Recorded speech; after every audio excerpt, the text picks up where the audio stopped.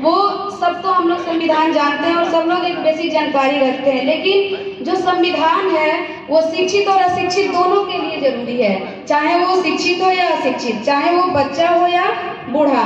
तो हम ये सोचते हैं कि बच्चे जो होते हैं उनको अगर संविधान आप पूरी तरीके से पढ़ाने लगेंगे तो वो उस चीज़ को उतना नहीं इंटरेस्ट से पढ़ते। तो हम सोचे कि कैसे आसानी से संविधान की बहुत जो मोटी मोटी चीज़ें हैं उसको बच्चों के सामने या किसी वैसे व्यक्ति जो हिंदी नहीं समझता है, जो भोजपुरी को ही समझते हैं, उनके सामने अगर हम उसको सुनाते हैं तो वो उसकी मोटी मोटी चीज़ों को समझ पाएंगे।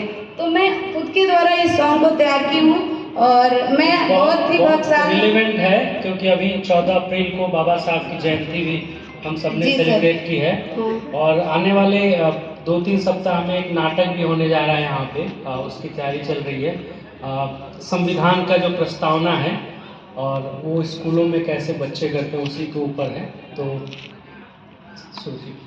थैंक यू सर। और मैं बहुत ही भाग्यशाली हूँ कि आज इतने बड़े मंच पे निदेशक महोदय के सामने और इतने विभिन्न जिलों से आए हुए शिक्षकों के सामने मुझे ये प्रस्तुति करने की मौका मिल रहा है। उसके लिए मैं बहुत अपने आप को भाग्यशाली समझ रही हूँ। तो मैं आप लोगों के सामने ये सॉन्ग प्रस्तुत करती हूँ। भारत के संविधान होते सबसे महान हो, दुनिया के सबसे बड़ा लिखित संविधान हो। भारत के संविधान होते सबसे महान हो, दुनिया के सबसे बड़ा लिखित संविधान हो।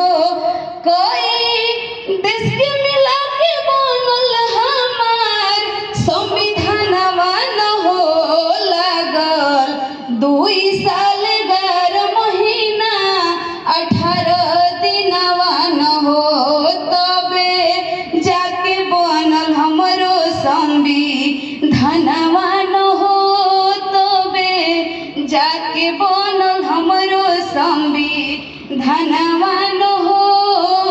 कुल बाटे 22 भाग 12 अनुसूचिया, बाकी बाटे 395 अनुच्छेद के जानकारिया, लेकिन एहू में होला संशोधनवा न हो देवे, गलती सुधारे के मौकवा न हो देवे, घटावे बढ़ावे के मौकवा न हो।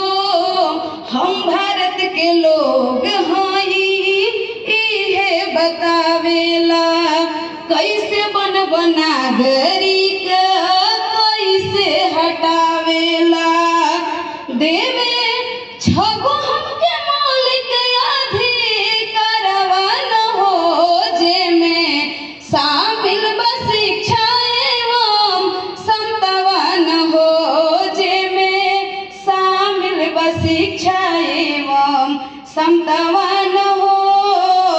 मौलिक कर्तव्य के पाठवा पढ़ावेला, नीच ऊंच के भेद भाव इहे मिटावेला, ना कोई जाति ना कोई धर्म ना कोई छुआछूतवा न हो, हमके इहे बतावेला संदेशवा न हो, हमके इहे बतावेला संदेशवा न हो।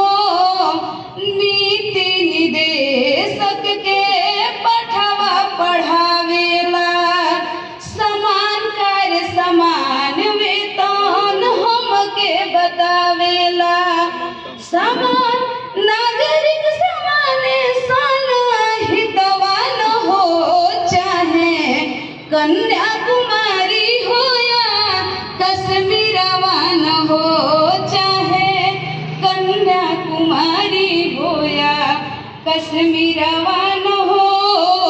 संघ हो या राज्य सबके बतिया बतावेला, राष्ट्रीय अंतरराष्ट्रीय सब मुद्दा समझावेला, 22 भाषावा के करेला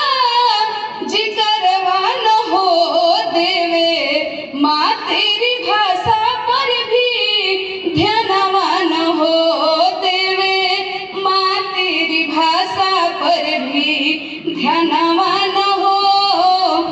हाई कोर्ट या सुप्रीम कोर्ट सब करे बात मानेला। निर्वाचन आयोग चुनाव करावेला।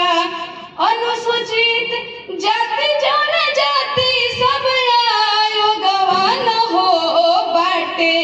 लोक सेवा आयोग महिला आयोगवान हो बाटे। लोक सेवा आयोग महिला आयोगवान हो। और सबसे लास्ट पैरा है, इमरजेंसी में कैसे देशवा चली बतावेला। मदर ऑफ कानून संविधान कहाला। अंबेडकर राजेंद्र प्रसाद के ज्यादा योग्य दानवान हो तबे जाके बनल हमरो संविधानवान हो। तबे जाके बनल हमरो महान ग्रंथवान